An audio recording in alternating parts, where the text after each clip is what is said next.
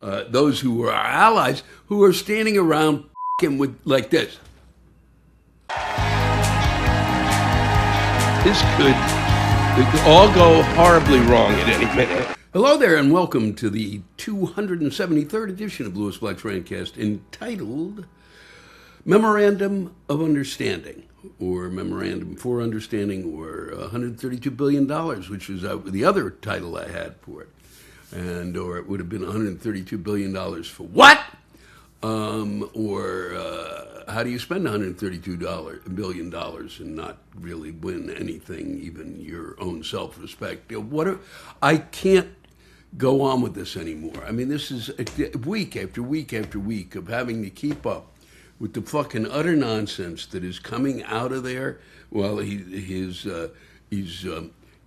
kind of partially wrecked the Kennedy Center, and he's kept, I think, the scaffolding up, so I gather. I don't know. I'm not there. But he certainly kept it up for a while so they didn't see that he removed his name. I mean, this is... And then there's the shipwreck on the front lawn of the White House because he needs to build a ballroom in order to hide himself somewhere because it's really about the security. It's really not about the ballroom. And they were going to pay for it, all the rich people, and the American people didn't have to because they're getting whacked, and he knows how much it means to them that even though they are getting whacked, what will make them feel better is to have a giant ballroom that they'll never get in unless they get on a line to go into the White House, and even if they show it or if they don't charge it, or they may be charged admission for it, who knows?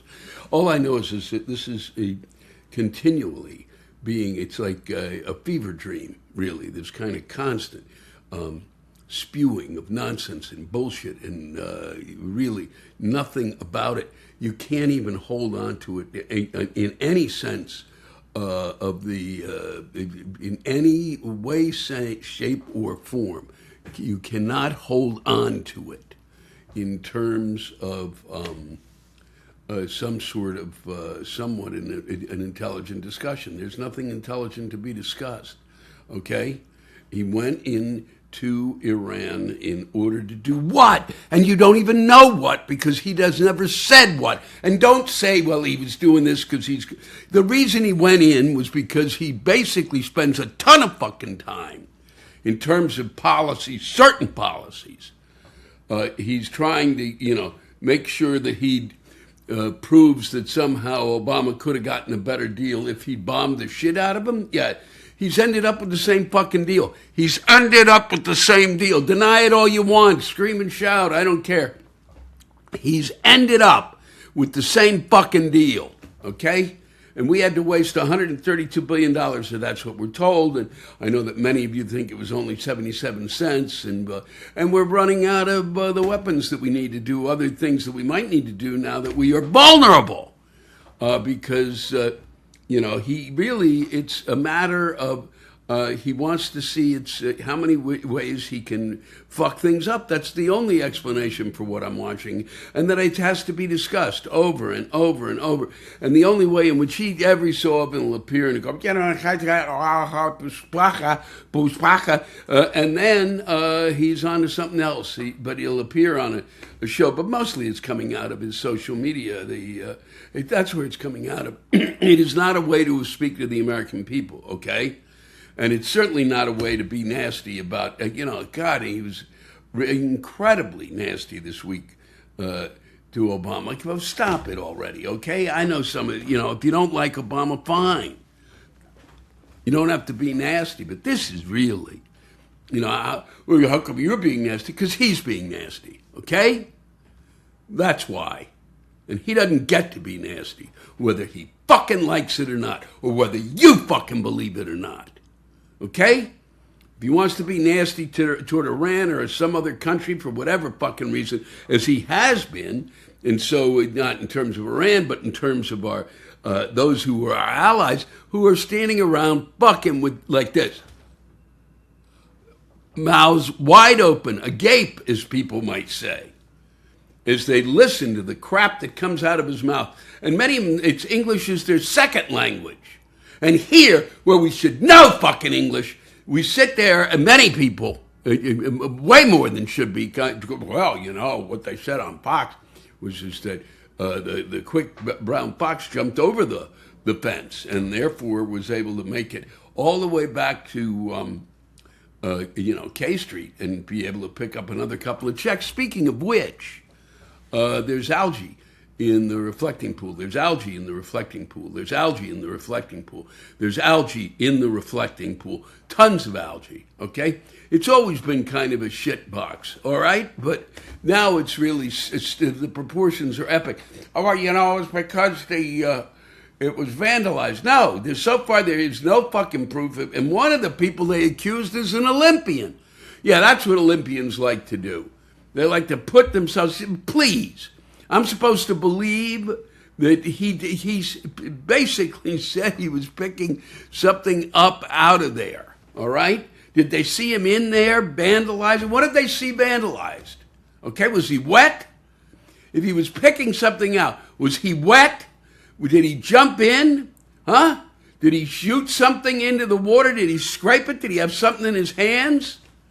But please, I can guarantee they're not, maybe they have one person who did something, maybe peed in the pool, something that I might have done in my childhood wandering around New York, or my teenagehood, or my collegehood. I might have, but I didn't.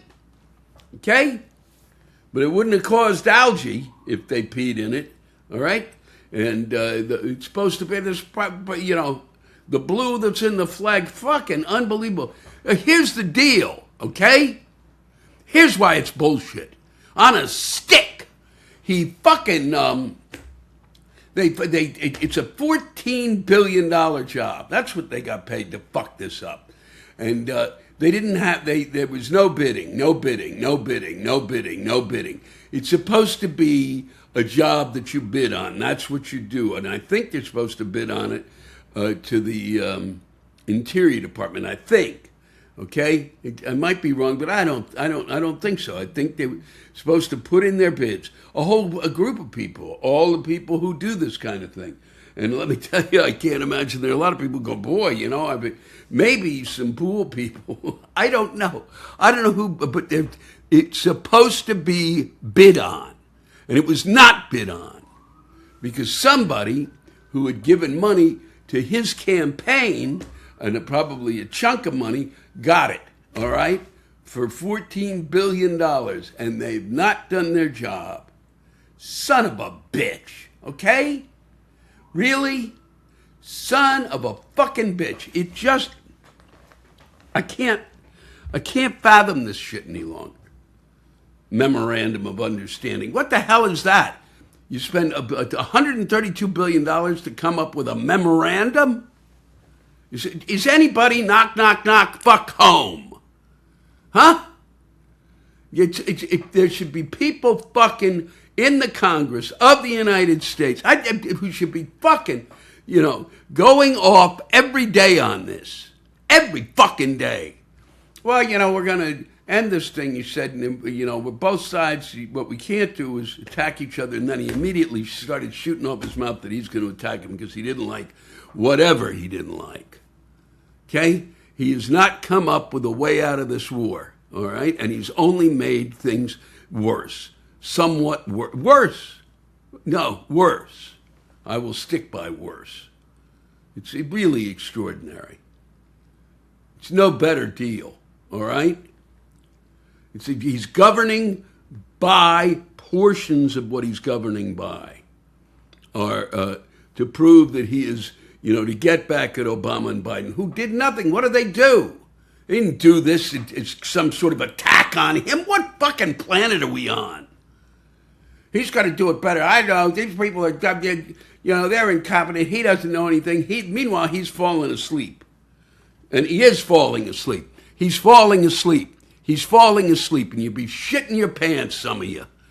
Boy, if Biden had done that. Biden at least pretended to be awake. Son of a bitch, that's all we ask. We got to move on, all right? Let's try to get to another generation, because this is toast, all right? And I know it, because I'm 77. Nobody my age should be close to governing, unless there's some sort of unless it's years from now, when they've been fucking exercising and doing, and even if you're fucking doing all of that, okay, this thing starts to go, and you can hear it. And what the fuck I can't even do what I should be doing properly anymore because I can't keep up with it. Nobody can. We're fucking. It's like we're in that reflecting pool, and they can't pour enough algae and water down our fucking throats. We're drowning in it. Son of a bitch. Trump escalates push on voter ID. Trump escalates push on voter ID. Trump escalates push on voter ID. And why does he do that? Huh? Well, shouldn't people have to know? Okay, we're pretty good at that. Most people don't want to vote. How many times have I got to repeat this shit? You know? Most people don't want to vote. Why? Because either the Democrats make them sick or the Republicans, because both sides make them sick. Because nothing that they want is getting done, nor has it gotten done for quite fucking some time. And when it gets done, then the other group comes along and fucking undermines it. I'm tired of it. Son of a bitch. Oh, how Trump weighed suspending a legal right. It memos a detail of a push to bypass judges in deportations. To bypass the judges in terms of deporting people. Now they're going to sell the warehouses that Kristi Noem, another bright fucking, whoa boy, she's fucking locked in. They're going to suspend her. I'm sorry. They're going to see what happens. And all I'm trying to do is keep up with the shit that I'm not even involved with. Kristi Noem bought all of these warehouses, and now they're going to have to sell the warehouses back. Now they're going to sell the warehouses back. Now they're going to sell the warehouses back. There was no reason to buy all those warehouses. We did not have. He was elected to get rid of those who were in our country and were criminals. Those who'd kind of come in, immigrants who were criminals. The violent ones, the insane ones that he said countries were dumping on us. But yeah, right. They're not even that fucking smart. Okay? And as I've said before, then if that's really the idea, then why don't we dump our criminals? Why don't we send them to other countries? Huh? It's extraordinary. That is what he was elected on. Okay? And I think everyone could agree on that. Let's focus on that. And then he spends $1 gazillion, and we still have not. We've got kids. We've got kids. We've got kids. We've got kids. We've got kids. Are they in the country illegally? Possibly. But you know what you do? You try to work it out. You try to figure it out. All right? You don't put them in a goddamn fucking warehouse. Sometimes without their parents, okay? And even with their parents, you don't do it. You don't do it to children and put them in this kind of situation. You don't do it. Now we got to deal with, and we will have to deal with one way or the other, a whole group of folks that we've traumatized. And we'll either have to do it in terms of the way in which they lash out, or we'll have to do it in the terms of paying for their psychiatric care. And all of this needs to be done in Congress, and they need to figure out how to deal with immigration. And it's been on their fucking plate for so long. I got old during the time. Okay? That's how fucking long. No reason for it. None whatsoever. It's their job. Sit down at the fucking table, face the other asshole you don't want to be in the room with, but that's what you chose to do for a living, so go fuck yourselves and do the job you're supposed to do. You're not even doing anything. And even the ones who, I can't even. Hegseth, by the way, is waging a war against diversity. Did you know that? Blocking a promotion for a black admiral illustrates the use of secret vetting. The Navy's top leadership believed that Rear Admiral, this is the Navy's top leadership, the Navy's top leadership, the Navy's top leadership. You have to repeat this stuff so people can hear it. Believed that Rear Admiral Stephen Barnett was by far the best choice to lead the command that oversees the Navy's bases at home and abroad. He had more experience than the other candidates, successfully managed the aftermath of one of the Navy's biggest messes, a fuel spill that contaminated an aquifer on a base in Hawaii, sickening thousands. The final decision this spring fell to Hegseth, and to many in the Navy, Admiral Barnett's promotion seemed like a foregone conclusion. That's when a conclusion is foregone. The officer had a big strike against him. Like other black military leaders, he'd been encouraged by his supporters to help the Navy recruit and retain minority officers who remained significantly underrepresented in the force. His years-old remarks on the importance of diversity had been flagged in a secret vetting process designed to weed out senior leaders whom Mr. Hegseth and his team pegged as a problem. An inordinately qualified Navy admiral up for promotion. Wow. Oh. And his crime is he was trying to get, qualified black people to join the Navy. I can't even. I can't. My brain can't. It's just stop it. Just stop it. And Hegseth, another brilliant move, he got rid of vaccinations on the base, and then in Texas, I believe, there's 160 cases of the flu. Good luck, okay? Yeah, because it doesn't, really, the flu vaccine doesn't work. Nah. And what happens if it doesn't? You get a fever for a day, and some people may get a little wonky for a couple of days, okay? And maybe one out of God knows how many get a rash or this or that. How many die from it? I doubt if any die. All right? And I'm sad if one dies. Am I? Yeah. But what do we need to do? We need to worry about the thousands. Especially those like in the Army and the Navy and the Air Force who live in proximity to each other. And that's all I got to say. I'm done. I can't believe I have to sit here and explain this shit. Just to remind ourselves as we slip into the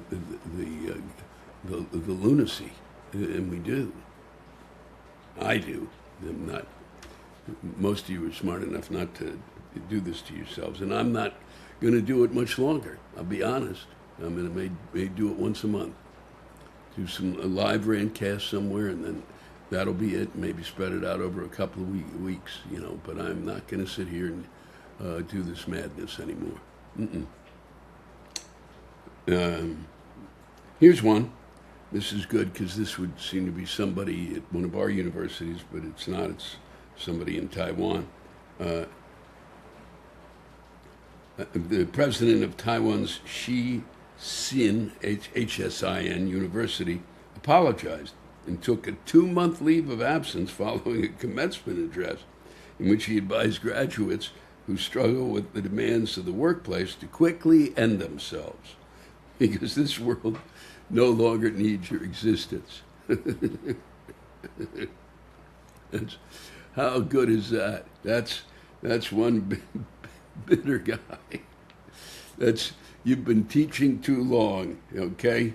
You've been in academics way too long.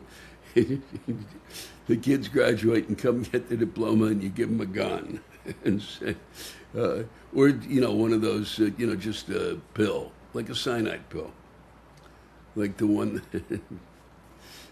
the Nazis were carrying around, or anyone. I can't even go. And also in the news, the North Carolina immigration judge has ordered the deportation of a Honduran asylum seeker who died in 2024. The lawyer Beck O'Neill explained at a hearing that her client was not alive anymore. Unmoved, Judge Amy Lee cited Mendez's Maldonado for failure to appear and ordered him deported. Evidence, said O'Neill, that the immigration system doesn't care about the safety of these individuals or about whether they live or die. Wow. Unmoved. He failed to appear. He was dead. He was dead. That's perfect. Really? He was dead. Kill him again. Kill him again. Thanks for tuning in. It means the world to me. I mean that. I hope you've survived this week and that you're looking forward to the 250th anniversary of our country. And we have two different ways to celebrate. One, which is the nonpartisan one, which was put together by Congress, and the other is the one put together by our president, and, which I'm sure is a moneymaker, And congratulations to Jared Kushner who's continued to be out there working on this peace treaty, this memorandum. No, I can't believe that. I've never heard the word Memorandum of Understanding. All right? I've heard of treaties, never heard of that. I asked Google. Google said there were these things. There were these, they've been before, and that usually comes, but no one has ever mentioned it. And this is the fifth time I've heard it. We did it, and then we went back, and then we worked. We can't even work out a memorandum of understanding. So, thanks again. I'm sorry I was started. I just can't. My brain just needs to vomit this stuff out so I can get on with the rest of my life. So thank you. And for those of you who continue to send in the rants, thank you. And so I think you'll, as always, enjoy a number of the rants that I've had the privilege and the pleasure of reading for you. It means the world to me, and I mean that. So hope you have a splendid weekend. And wherever you are, I hope the weather's not psychotic. Here comes one from Dwight Weller, and we haven't heard much, if anything, about this subject, which is kind of strange considering how many people eat it. Life is too short for shitty pizza. Let me explain. When I was a kid in the 1970s, we had pizza 4 to 5 times a week. My parents were fucking losers. The happiest time of the day was around 8:30 p.m. when my folks would stumble in the door after spending 3 or 4 hours at happy hour, throw us a $20 bill and say, order a fucking pizza. My dad liked a lot of cheese, not extra, not double, but triple cheese. So much fucking cheese they had to put tin foil on the top to keep it from sticking to the fucking box.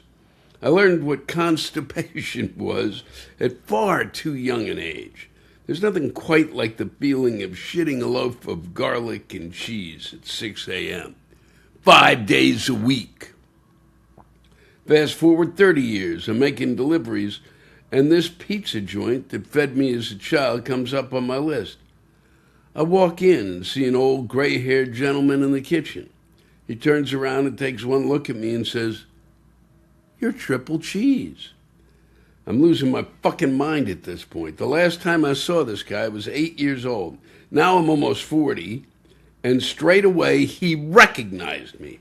It was at that moment I finally understood my destiny. I'm triple cheese, founding elder and card-carrying member of Pizza Snobs International.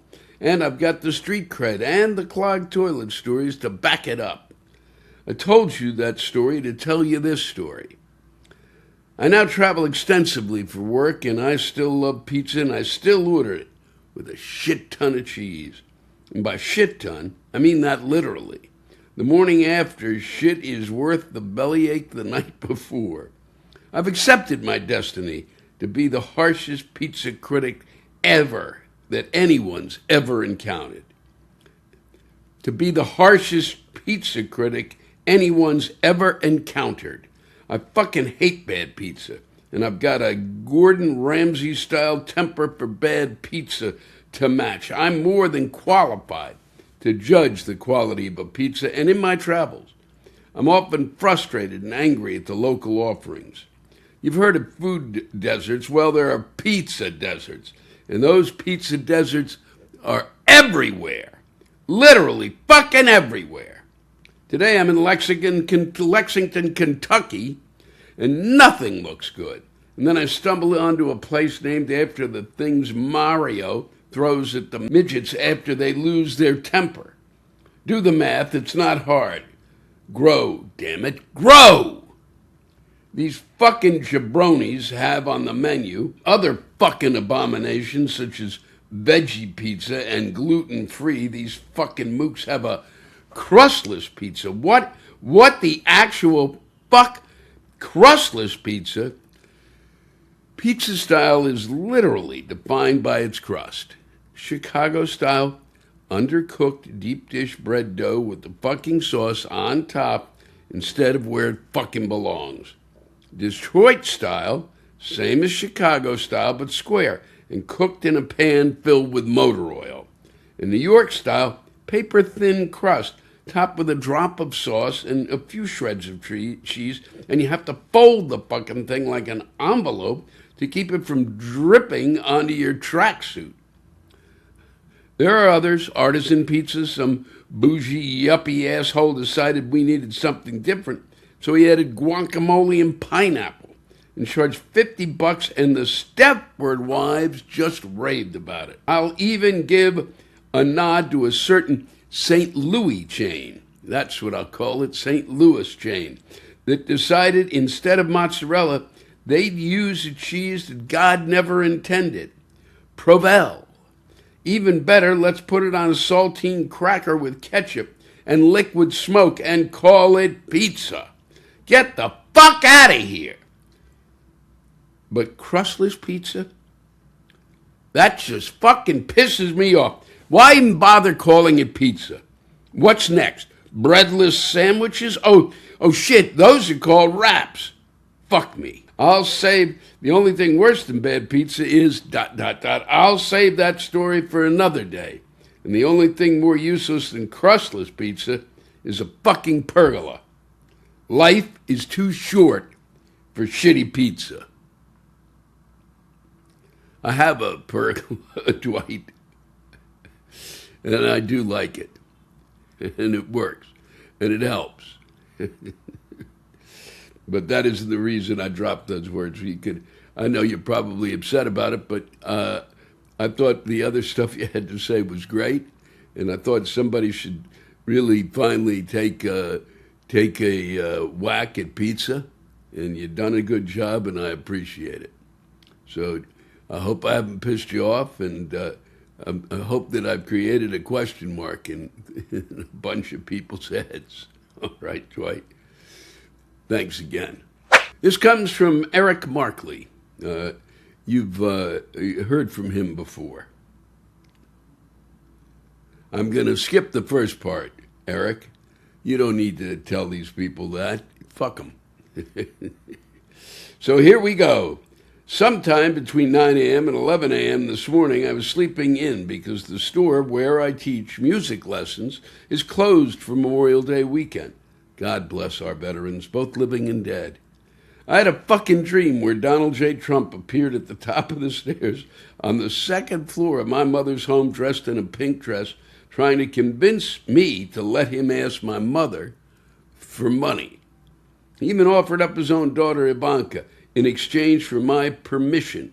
Weirdly, as I took him past my mother's boudoir, I noticed my music history professor from Saginaw Valley State University, Dr. Jane Girdham, now retired, in my mother's room, give me a look of exasperation and a shrug as if to say, I have no clue where the content of this dream is coming from, so don't ask me, and you might as well see where it goes. So Donald and I suddenly appear in a room that does not exist in my mother's actual house, where I got the chance to fucking chew his ass for even asking such a thing. For those that don't know, the phrase chew his ass means I gave him a good verbal thrashing. I did not put my fucking mouth anywhere anywhere near his fucking dirt bottom. Is that fucking clear, you twisted, sick fucks? The odd thing is, well, it's a dream, Eric. People might, all right.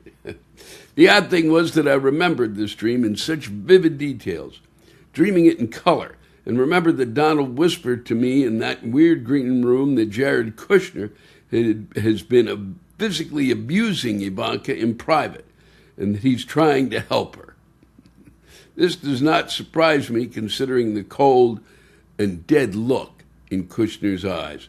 This fucking floored me.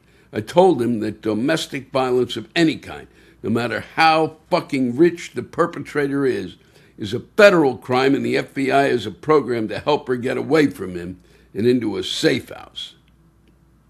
That's when the dream ended, and I woke up. What the actual fuck? I think this comes down to being super overexposed to DJT and his lunatic cabinet and family on the news. And I need a serious fucking break from all social media for like a fucking month to purge my goddamn brain of all this Trump shit. Fuck! Say hi to Sammy for me. Your friend forever, Eric Markley. Thank you, Eric. Eric W. Markley. Thanks for that. For those of you who don't think that's a real dream, I can guarantee if it's not a real dream, it took a lot of creativity to come up with that. So I appreciate it, and I'm sure it was a real dream because Eric generally is not fucking around when he writes. So writes me. So I appreciate that, and I hope you folks did too. And Eric, get the fuck out for a while. I don't care where you go. Or cut yourself off from social media if this is what's happening to your brain. Seriously. It's the summer. It's your time. Okay? You got to get away from it. There's nothing you can do about it. All right? And maybe when you come back, they'll have done something. All right? Maybe those who can actually do shit, like the court system, may do something. Okay? You never know. You never know. But Put some earplugs in, listen to some music, and get the fuck away from this shit for a while. And enjoy your summer. Okay? Listen to the barbecue. Listen to it. Hissing over the grills. All righty. Take care of yourself. This comes to us from Chris Nordoff, and reminds me of when I first started yelling and screaming on stage. One of the folks that I spent a good deal of time yelling about were those who told us about the weather. And apparently Chris is pissed at him too. I'm tired of weathermen telling me how I feel.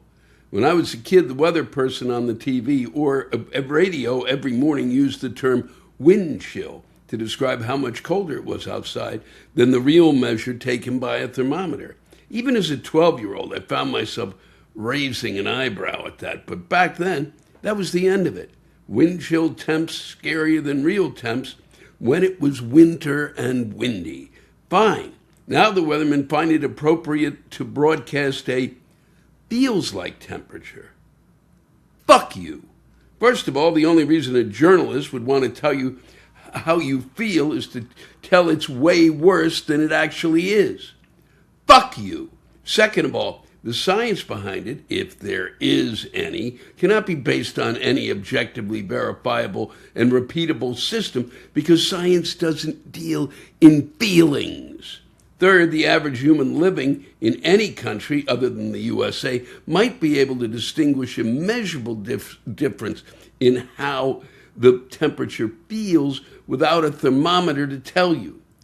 But that's because the rest of the world measures degrees in Celsius, which are twice as big as Fahrenheit degrees, while there may be Americans who can say, no, honey, that's not 52 degrees, it's definitely only 51 outside.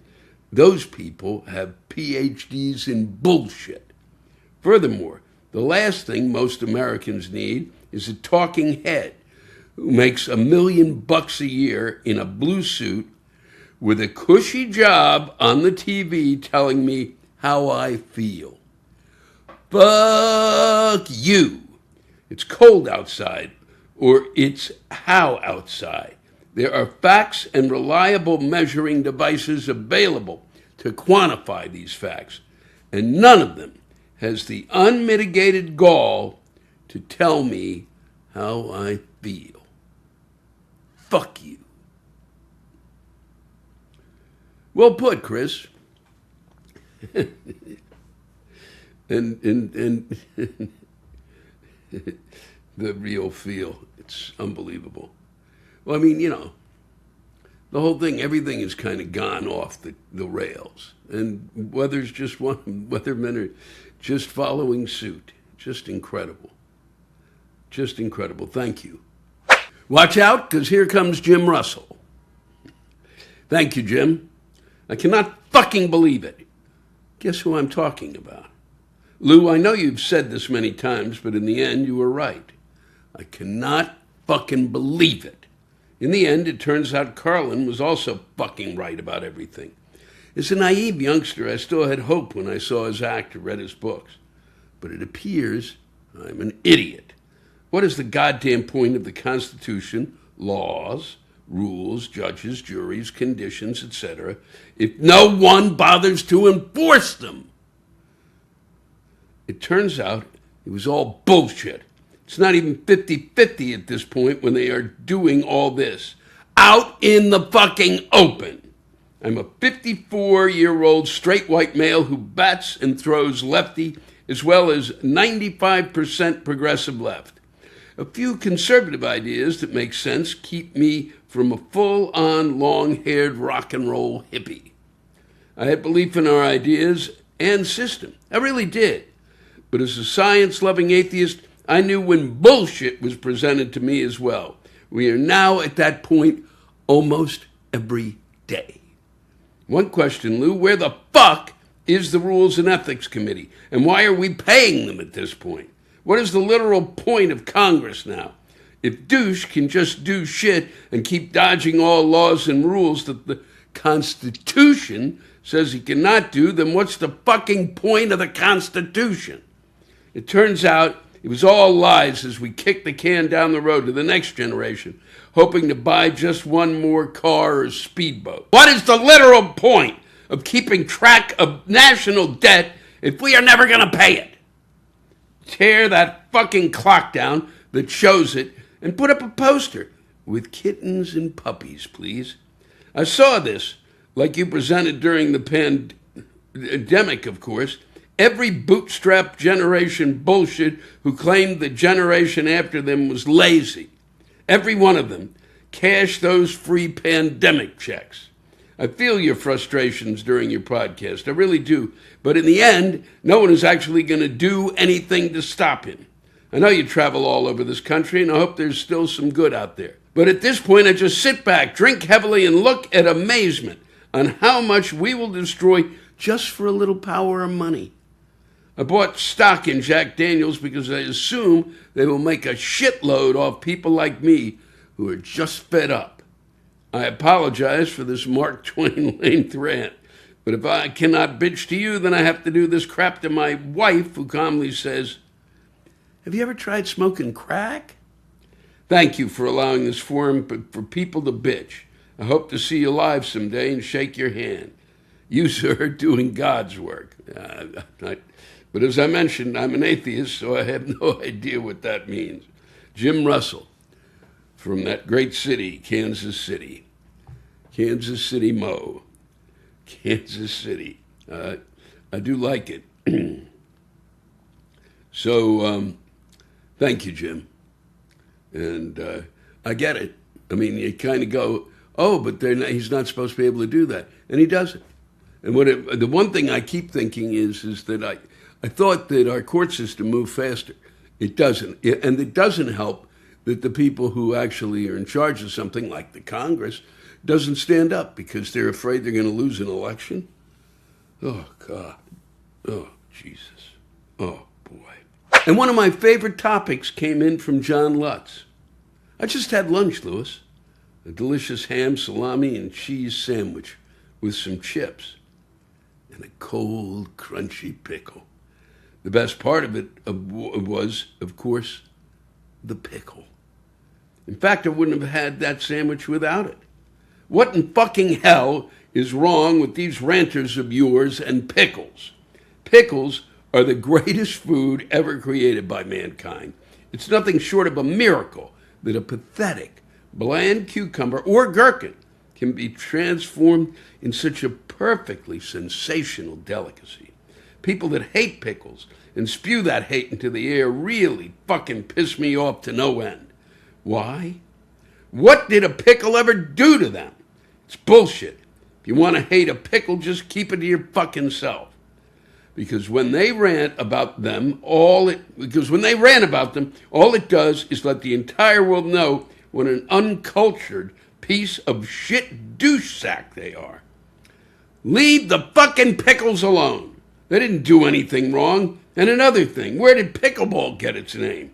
I've watched that stupid fucking crap on TV briefly, and I don't get it. Where are the pickles, huh? Do the players slide them up their buttholes before playing? Or the balls dipped in pickle juice? I think the people that play that worthless game have pickled brains in their overly soaked heads. Utopia will only be achieved when all people agree that pickles, especially the sour pickles, are the gateway to a blissful experience. Shame on all pickle haters. God, John Lutz, I do love the sour pickle, and when it's done right, I weep. I openly weep. Thank you for sharing that. It's been a while since we've had pickles on the table. Thanks for putting them there again. Here's one from Larry Basset. Hello, Lewis. This morning I dragged my tired, creaky 60-something carcass to a 6 a.m.? That was 6 a.m. exercise class. I know, what the fuck? What kind of an idiot voluntarily gets out of bed at that hour just to pay someone to inflict pain? My body was already complaining, so I showed up full grumpy old man syndrome.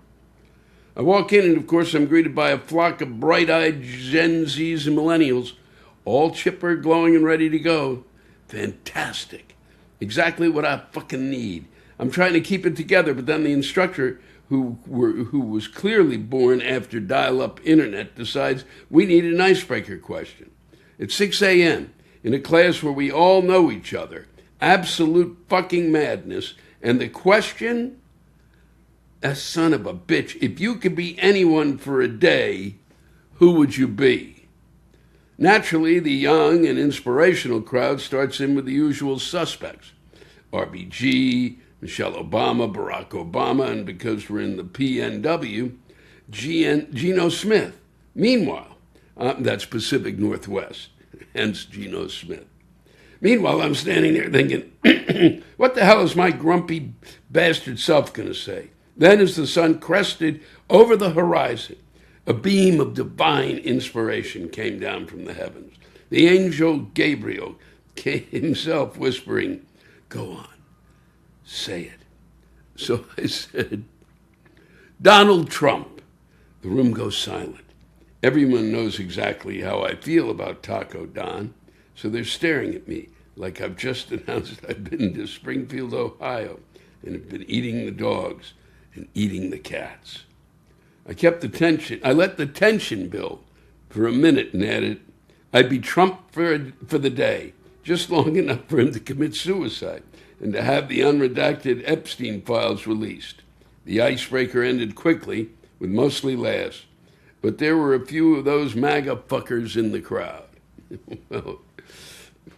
Well done, Mr. Basset. Thanks for sharing that story. Wow. Wowie, wow, wow.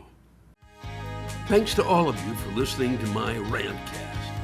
If you have a rant you want to get off your chest, send it in to me at lewisblack.com/live. You can think of it as therapy, or whatever you want to think of it as. Just let it rip. And I want to thank the true stars of our show, the ranters, and the splendid rants they gave us. Lewis Black's Rantcast was created and hosted by me. Aha, Lewis Black. Our live rant audio was produced by James Salter. Our theme song by Chris Lane. Executive producer, Ben Brewer. Executive producers, Matt Kleinschmidt and Robert Kelly.